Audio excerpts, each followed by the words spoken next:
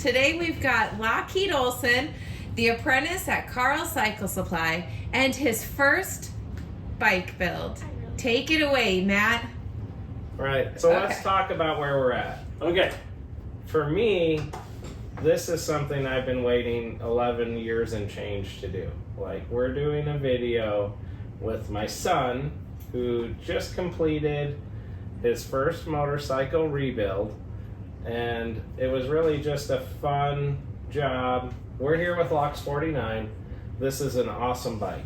So we have some history on this bike, and the second owner, the guy that he gave it to, and that's the guy we bought it from. What we're going to talk about is how we got the bike and some of the stuff that Locke had to do and some of the stuff that he learned. And Steve, the guy that we got the bike from in Michigan, had called the shop for a couple of years and kind of was poking around the bush and trying to get some information on fixing up certain parts of the bike. And after about 2 or 3 years, he just asked us if we wanted to buy it. And we said, well, yeah, that'd be really cool. He said that it was a 49 Panhead with a Springer fork, no front fender, a B&H shifter, and to me it just kind of sounded like a cool old chopper. He said that his uncle had given it to him, and one of his uncle's friends had crashed it in the 60s, and then they took it apart. Grandpa and I both agreed that it was a special project and a special bike. I said it'd be cool if you had it. You said it'd be cool if I had it. And so we agreed to go halves on the bike and give it to Locke and use it as his homeschool project. Where did we find the original peacock blue paint from? How did we find out what color it was? We looked under the back fender. Originally, we were going to paint it metallic Congo green, but then my dad did a little looking, and it was actually peacock blue. And I believe that the second owner got it black, right? Yeah, we asked Steve about that. That's a good question, and he wasn't quite sure. We stayed in touch with Steve, and I would send him pictures and updates, and he was cleaning out a relative's house, and he found a picture of his uncle on the bike in the 50s, and it is painted black there. So the peacock blue was under the taillight, right? Mm-hmm. And under the braces too. And under the braces, yeah, correct. And I think it's important to note that this was the only original piece of sheet metal that came with the bike. It had different tanks because it had started on fire. The dash, was that painted or chrome plated? Do you remember? I think it was painted, right? It was chrome plated, yep. It should be painted. They started chroming them in 1950. And then the front fender was missing as well. There was a lot of stuff we needed, and we just started pecking away at it. And I think when we first started, your attention span was 15 minutes to half an hour. Yeah, we would get the tools out, do a little bit of work, and then put the tools away. But as the bike got more done and you grew and matured, you know, we had some really good work sessions, and there were a couple like 2-3 day thrash sessions. My favorite one was when Colin came up, and what did we do with Colin? We trued my flywheels. What did we? You're right, we did true them, but what did we do before that? Do you remember the knife edges? We balanced them. We balanced them. You're exactly right. So we taught Colin and Locke, and it was a lot of fun. It was a lot of fun, real lot of fun. I love hanging out with both those guys. Yeah. Well, that was the bottom end of the bike, and the top end we sent to our friend Dan. He put new valve seats in it. And then you and Grandpa got to cut the valve seats. I don't know if you remember doing that, but we filmed it and Cutting and laughing and fitting and everything. yeah. The transmission, do you remember doing that with Everett? Yeah. Yeah. That was like probably one of the last things we did on the bike. It was probably the last big sub-assembly we had to do. And Everett makes everything so easy. And we had a bunch of good original used gears. The ones that were in it were so pitted up we had to replace them. But how many speeds is the transmission? It is a 4-speed. It is a 4-speed, yeah. So I was talking to Matt Waxler, and he told me about an amazing original paint Peacock Blue 49 WL. And it was 10 out of 10 in condition and just the nicest bike. It's a complete running motorcycle in Idaho. but it was like $25,000 or $27,000. It was way too much, and it was way too nice to buy just to get parts from. And I thought about it, but it was like, it would feel bad taking it apart. And then 2 or 3 weeks later on Instagram, on Chopper Swapper, there was a basket case for sale. It was missing the transmission and the primaries, but it was really a pretty nice bike. And it was about a 7 out of 10. It was a 7 out of 10. And you know, it was kind of sacrilegious to buy it and get all the missing pieces that Locke needed for this thing. But you know, the bike turned out so nice because of it. You know, we got the headlight, the spotlights, the handlebar setup, the front fender light, the toolbox, the footboards, the tail light, just all sorts of parts from it. I sold the frame and rear fender to a friend. You know, I second guess it, but you know, where we live, you don't really get to enjoy a 45 the way they should be enjoyed. So, you know, it made this bike that much nicer, and I'm glad we did that decision. So. It made someone else's 45 nicer too. Yeah, we helped some other guys out that were working on them. So this is a cool setup for it, and I love the Dreamboat on the fender. A lot of good parts. So let me ask you some of these questions, okay? What makes 49 a special year for Harley Davidson? 49 was the first year of hydraulic fork. So I guess this bike is not really that special, right? Well, it's special because it's different than what Harley came out with in 49. But that's why 49s are special. And also, they were the first year to really have, like, unique colors, you know? Because, like, 48 the year before, it only had black, red, and blue, right? Those were. And then for 49, including special orders, they had burgundy, metallic Congo green, peacock blue. They're more odd colors. Not something that you would assume would be a normal motorcycle color, you know? Can you tell us about the paint on this bike? The front fender is... Start with the front fender. Tell me about the front fender. The front fender is original paint. These tanks, I don't think they're original paint. We got them from a really good family friend, and when I first saw them, I thought they were original paint. I really wanted them to be original paint, but if you look close, what's the color down on the shift pivot now? Kind of like silver. Yeah, I think it's more of a white. It could be. And then on the right tank, remember when we took the emblem off? Do you remember what color was under that? What was it? Do you remember? I guess you don't. I guess you don't. It was white? metallic Congo green. Oh, really? Yeah. Really? And you know what? I know a guy in Oregon that had a 48 or 49, and it was an original paint bike, and one of the tanks had a different original paint color underneath it. So, like, you can't really prove it, but maybe Harley was one tank short on something and they had it resprayed. You never know. So. Yeah.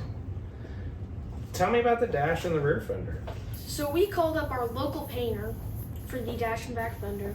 And we said, hey, can you paint these for us? And he said, yeah, sure. So we went into his painting room and we watched him paint these, and I helped out a little, and it was really fun. Can you tell us about what type of paint you used? We used original 1949 peacock blue paint. So this paint that you see on this dash and the back fender is straight from the factory 1949 paint. Yeah, in the touch-up can. We got one can in Europe. I bought that one can, and I was like, I don't think this is enough. And then I called up my friend Chris Haynes in California, and I asked him if he had any, and he sent me a can. He goes, just use what you want and send the can back, which is cool. Yeah. That's really cool. I mean, you think they'd be harder to find, but surprisingly not. Yeah. So actually, it is original paint. It's factory original. Yeah. It's original paint. Factory original. We made one mistake, though. You were wearing a mask when you sprayed it. The old guys that sprayed it in the 40s, they didn't wear masks. They lived to the ripe age of 31. Dad joke. What tools did we use to clean up parts of the engine? Parkerizing solution. Yeah, Some we did do some parkerizing. parkerizing on there, yeah. Probably bead blasted some of them. We bead blasted some parts. What did we have to do before we bead blasted them? What did we have to get off? Like grease and oil? So we What did pushed it we... down. Washed it with, Water. before that, soften.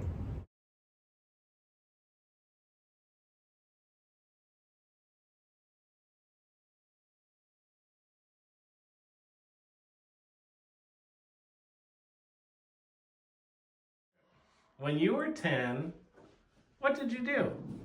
We went from Aberdeen, South Dakota to California. Yeah, to the ocean. Yeah, and we went on it in a 53 Pepper Red sidecar.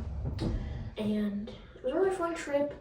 And I got to ride my first time I ever rode a motorcycle. After that, I realized I'm really close to finishing this bike, so I might as well finish it. And then when we got home, we jammed out, and then within 5 months we got it done. I remember riding it for the first time and falling over, and then doing pretty good actually. The first time you kicked it to life. Oh yeah, so it was the first time in around 60 years, and I was wearing rainbow Crocs, and that was always fun, you know. Gotta wear Crocs when you kickstart a bike the first time in 60 years. We should dip them in bronze and put them in the saddlebag, you know, like how people bronze their baby shoes. I've never heard of that. You've never heard of that? No. Must be a generational thing. I have never heard the word brash before. 2 new words today. Well, you knew what bronze was. Yeah. How many times did you have to kick it to start it? Was it hard or easy? I think it was in the mid-range. I think there was a little bit of a learning curve because this is the first bike we've ever had with a Gentleman's choke. Yeah, so I think we kind of figured it out. It starts real easy now. That's the main thing. Yeah. Let's talk about what you're going to do now. Are there any bike projects that you're excited about? I'm excited. Carl, or my grandpa, just went to Nebraska to pick up an ELP, and by the time you're watching this, we'll probably have it. And we're going to build it. It's going to be metallic Congo green. What are we going to do on 49s in 2029? Or 2030, because I'd be 16. We're going to go to Alaska. Right. Are we going to ride through Canada or take the ferry? Ride through Canada. I think that sounds like a lot of fun. What are some of your favorite parts of this bike? All of it. I mean, we just rolled this thing into the studio for the first time, and I'm looking at it, and it just makes me salivate. It's so beautiful and perfect. Yeah. I really like the saddlebags. Me too. I also really like this knob and the speedometer and the dash and the glow plug. Okay. I like the fender tip. Yeah, the fender tip is That's really a big nice. chunky guy. I really like the thing that says Dreamboat, and I like these tank emblems. These tank emblems are really nice. They are nice. They got the perfect amount of wear on them. Just the right amount of red paint still, right? Yeah. Cool. Well, I'm very proud of you. Thank you for doing this. Shoes? Okay. Okay. Just like his dad. Dad, yes. Might as well do it barefoot. Okay, those are great kicks. Okay, so now, where do you set your throttle? Right around here. Yeah, I think that's good. This Push is your good. choke in, so. And then, right about there. That's a good one. You're gonna get it. Just keep your gas where it was. Yeah, leave Don't the get throttle where. You got it. It's a brand new bike and it's got a bunch of oil. No, I know it. It's all rebuilt. No, like 49. Yeah. You got this.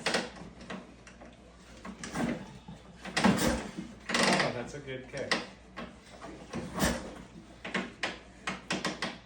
Hard. Yeah. It's okay to take a break if you need to. You'll get it. Oh, we'll retard it a little bit more. Okay. Good.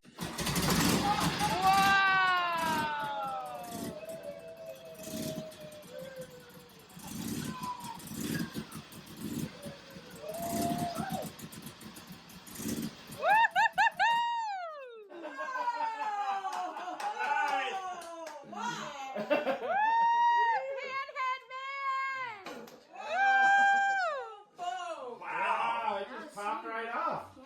Boom, boom. Get That's so cool. It got 19 kicks, but it's okay. Well, it's because of all the oil in the bottom end. It sounded really bad because the kicker arm was like half disengaged and the ratchet gears were like, I was like, what's that noise? Okay. Take it easy, Hot Rod. Otherwise, this will be a nightmare boat. Oh, Carl Cycle Supply sticker. Be a man around a pan. Yeah, I know. Where do I put it? An oil tank. Under the seat. It's an official Carl Cycle Supply bike now. Woohoo! So you got it. Got it.